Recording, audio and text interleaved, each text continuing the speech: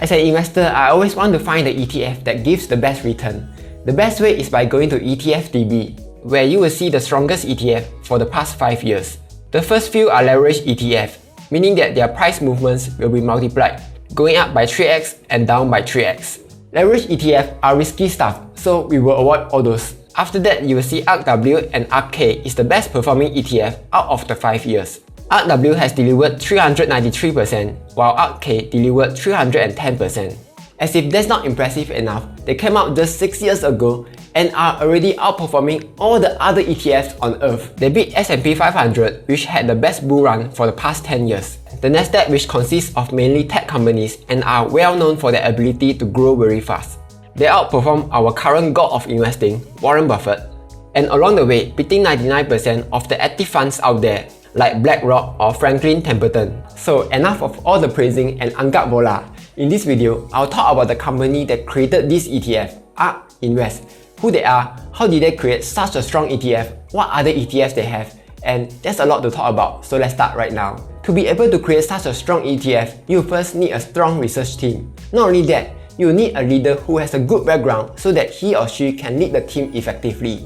So let's start with the leader first. Her name is Catherine Wood, CEO and CIO of Ark Invest. You might have heard of her when you were researching about Tesla. In February 2020, she gave a super bullish prediction that Tesla will reach $7,000 in the next 5 years. If you are not familiar with Tesla, you may think that she's just crazy. In fact, there were many Wall Street analysts who tried to prove her wrong, saying that Tesla will never beat the bigger automakers like Ford, GM and Toyota. Or if you look at the stock price in February, you may think that she was just FOMOing into Tesla. But here's something else. Back in 2018, when Tesla was still 300 plus, she actually said that it will reach $4,000. So her analysis is not just FOMO. Looking at her LinkedIn, you will see that she graduated from University of Southern California in 1981 with a degree in economics and finance, and have accumulated over 40 years of experience in different companies. At ARK, she currently manages $11 billion worth of assets, and that's a little over more than 9,000. So Cathy Woods is definitely not a normal play only fund manager and definitely knows her stuff. In fact, personally, I would rank her as the same level as the other investing gods like Benjamin Graham, John Bogle and Warren Buffett. But she definitely couldn't have done it without her team. The way ARK does things is different from Wall Street. Wall Street separates their analysts by different sectors like energy sector, automobile sector, semiconductor sector, and so on. Meanwhile, ARK analysts focus on platforms instead. For example, Max specializes in everything about payments and digital wallets. James focuses on everything related to AI and next generation internet. Tasha covers autonomous cars, additive manufacturing, infrastructure development, and innovative materials. But how does ARK ETF manage to produce such a good return while all the old-timers or 老将 who are around for so much longer fail to do so? Let's use Tesla as an example. A Wall Street analyst will see Tesla as an automaker who has to compete against Ford, GM, who already has a huge market share. On the other hand, ARK will have transportation analysts, autonomous tech analysts, robotics analysts, energy storage analysts, all researching about Tesla. And that's the reason why ARK got it right about Tesla while other Wall Street analysts are unable to do so. The second reason, future potential. Many Wall Street analysts uses a traditional method to look at the company, and that's value investing. A company must have good financials, low debt, high earnings, huge market shares, and the stock price must be good to be considered a good stock. But as we all know, these are all just past data, a report card, and it doesn't guarantee future performance. For example, it was found out that out of the Fortune 500 companies in 1995, only 10% remains in the list. Why does this happen? How can a strong company disappear in just 70 years? The reason is simple. The company no longer fits into our current time and age. Instead, in our time, internet started gaining popularity in the 2000s. Besides watching funny cat videos, internet brought many changes to our lives. We started using email by Google, e-commerce by Amazon, social media by Facebook, millennial dancing app by TikTok. The list just goes on. And if you manage to invest in any of these companies in the early 2000s, you will be 恭喜发财 now.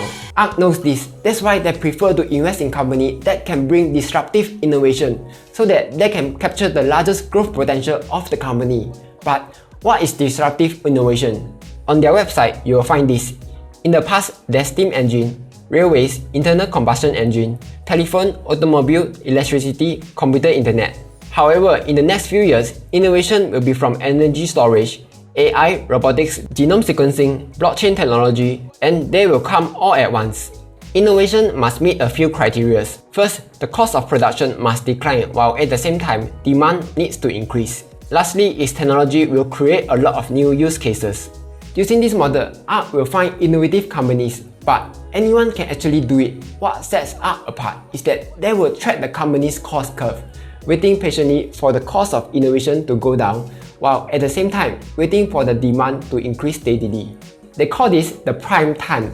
You don't want to invest too early, otherwise the risk of failing is too high.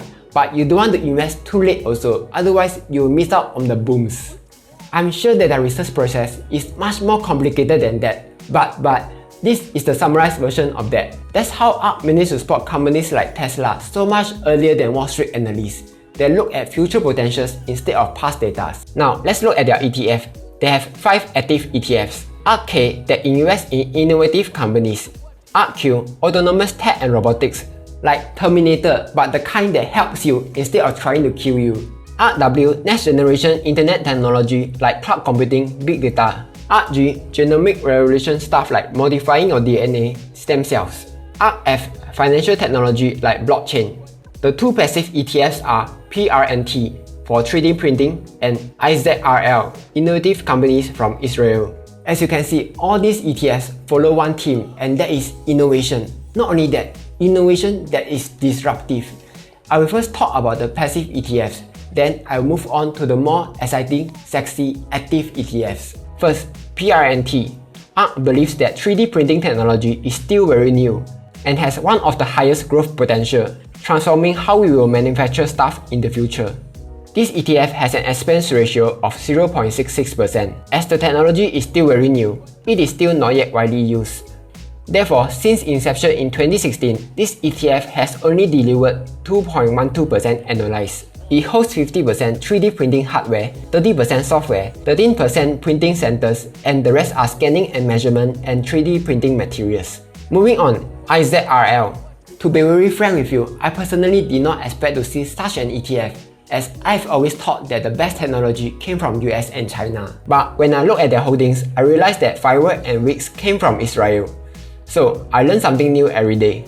ARK believes that by investing in Israeli companies, they will be able to capture the large growth potential. This ETF has an expense ratio of 0.49% and annualized return of 9.41% since inception in 2017, which is very close to the S&P 500 average for the past 90 years. This index hosts 50.4% in IT, 20.4% in healthcare, 10.8% in communication services, 10.7% in industrials, and the remaining in consumer discretionary. Next, we have an active ETF, ARK Q, Autonomous Tech and Robotics ETF.